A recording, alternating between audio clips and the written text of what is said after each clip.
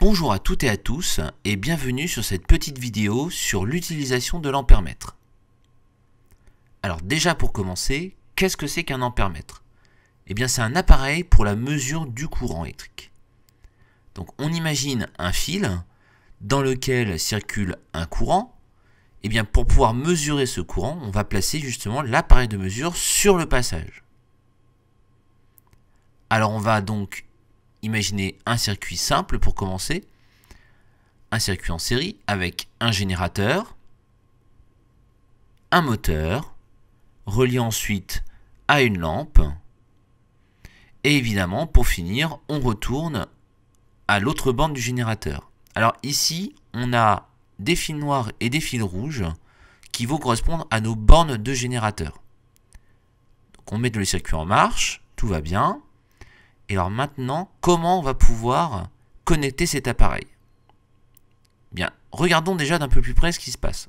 Au collège, on va utiliser deux modèles qui sont ici, mais qui ont des gros points communs. On a 4 branchements, une molette de réglage et un écran. Donc là, on va s'intéresser à ce modèle qui a l'air un peu plus compliqué, mais le principe va être le même pour les deux modèles. On commence par les connexions. On voit que chaque connexion a une inscription qui les différencie. Et à chaque fois qu'on utilisera cet appareil, on aura la borne COM, qui est la borne commune qui sera utilisée. Cette borne sera toujours reliée au moins du générateur. Pour la deuxième connexion de l'ampèremètre, on va utiliser la borne 220A, qui elle sera reliée au plus du générateur. Ensuite, on continue par la molette de réglage des calibres. Pour mesurer un courant électrique, on va le mesurer en ampères, qui commence par la lettre A. Donc notre curseur, on va le placer justement sur une position qui contient la lettre A. Et ici, pour ce modèle, on le placera en général sur le calibre marqué 2A. Et enfin, une petite aide si jamais vous avez du mal à lire l'inscription sur l'ampèremètre, vous avez un petit pied qui se déplie et qui permet de pencher l'ampèremètre pour les mesures. Donc n'hésitez pas à l'utiliser si besoin. Retournons à notre circuit. On doit donc mesurer un courant électrique et ici on va mesurer le courant électrique qui circule par ce fil. Donc pour pouvoir ajouter un ampèremètre, on éteint le générateur vu qu'on modifie le circuit. On déconnecte le câble rouge. Donc le câble rouge est relié à la borne plus ici. L'ampèremètre va avoir besoin d'un deuxième câble, donc on en rajoute un ici, en noir, pour indiquer qu'il sera relié au moins. Et maintenant, eh bien, il suffit d'appliquer les règles que l'on a vues tout à l'heure. Donc, on reprend le câble noir, il est relié au moins sur notre circuit. Le câble rouge, lui, il est relié au plus. On connecte donc le moins au COM.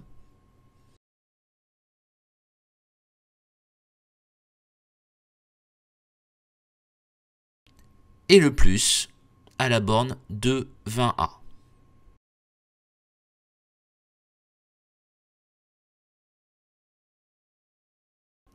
On règle le calibre.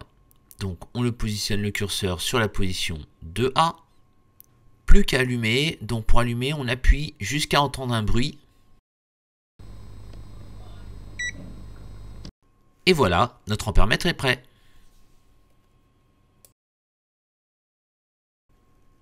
On va remettre ensuite le circuit en marche. Et on remarque que notre ampèremètre donc affiche une valeur.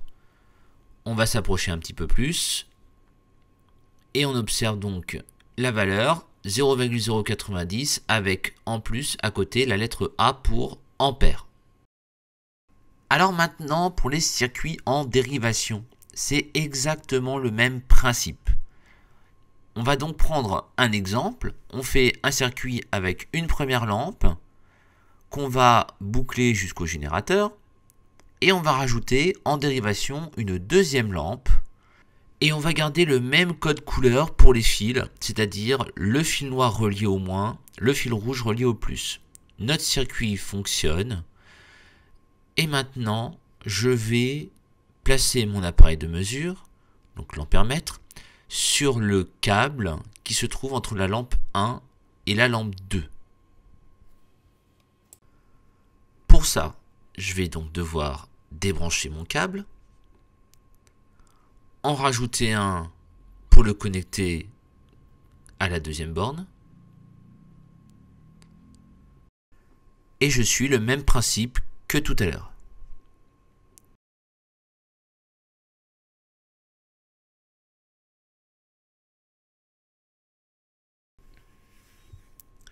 Le câble relié au plus sur la borne 220A et le câble relié au moins sur la borne COM.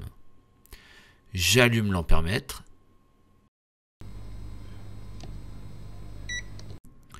Je déplie le petit pied pour pouvoir mieux lire ma mesure.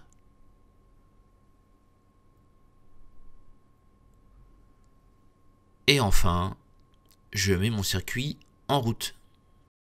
Alors on remarquera que mon appareil de mesure, ici, il est à côté d'une lampe, donc il est branché en série de la lampe 2.